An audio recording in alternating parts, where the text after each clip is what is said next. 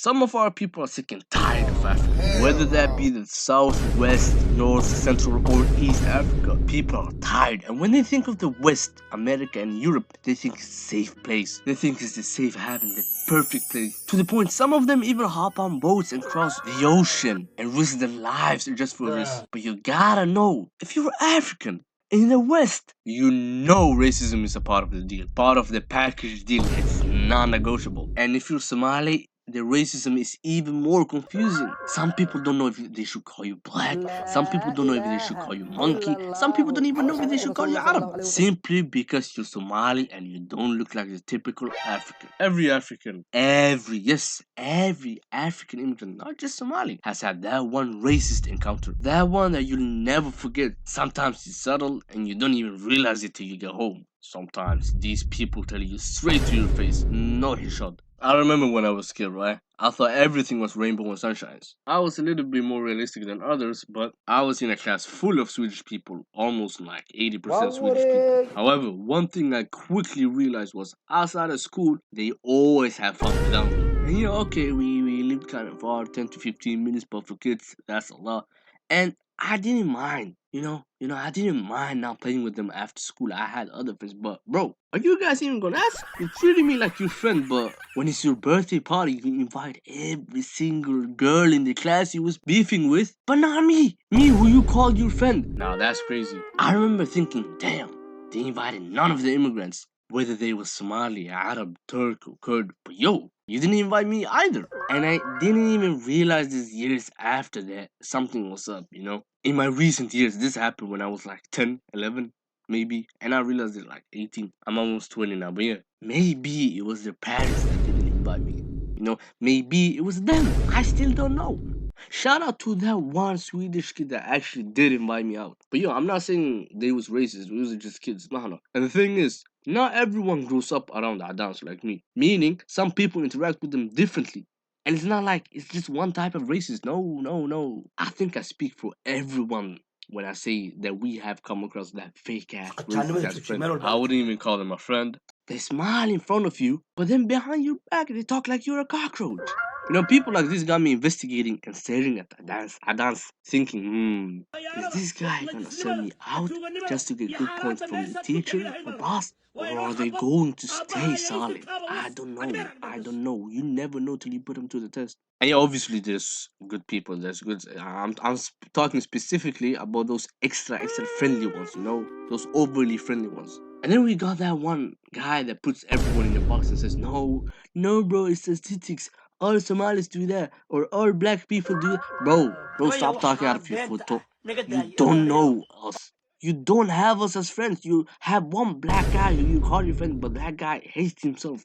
You follow Charlie Kirk online, and then you just repeat what racists say online. Black people create 50%. No, you're racist. You don't want to admit it, and you don't know us. None of us are your friends.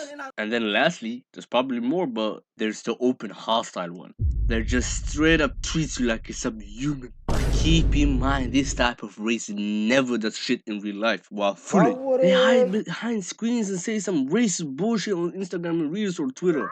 Like in real life, it's how are you? I'm Ethan. Oh, you're from Africa. Okay, that's cool. You guys have good food. Okay, nice, bro. And then something funny just happened to me a few days ago. I mean, this was just now. Like, I was arguing with a guy on Instagram Reels. Okay, and this guy was talking about Somalis have the IQ of 69, Africans have IQ of 70, and then we have the IQ of subhumans like we are monkeys. Okay. Let me ask you. You know that research was flawed. It's been debunked. It was biased and it was debunked, and that's just not true. Research literally says that there's no biological race when it comes to genetics and IQ. And he didn't care. He kept saying, "Oh no, you guys are actually dumb. Okay, and you guys are ugly. Okay." But I asked him, okay. So answer is, why do I look better than you? Why do I mock you? Why do I have a better hairline than you? Why am I more intelligent than you? Okay. Also, quick break. Before I continue, I need y'all to hit like and subscribe. If you haven't already, just do it. YouTube been testing my patience, man. Hey, thank you. So how do you deal with racists? Racists are a type of mother headache, and I've covered that before. And what was the main point? It was do not entertain them. But what do some Somalis do?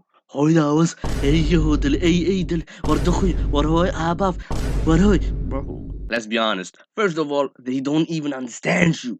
Malugu fahmayo. Never understood why Somalis insult someone in Somali when they clearly don't understand them. Come on, man.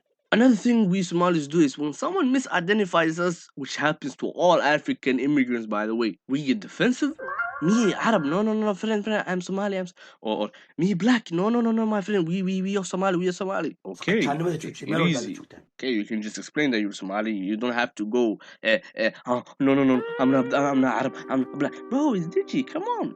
Be human. Act like a human being with consciousness. بالآدم is kidding. Okay, but Zero, what can we immigrants do about this racism? I'm sorry, y'all, but this time there ain't much I can bring to the table. I mean, it's not our countries, and people will always be madhadeg, aka hard-headed. Racism will always be everywhere. Hatred will always be everywhere.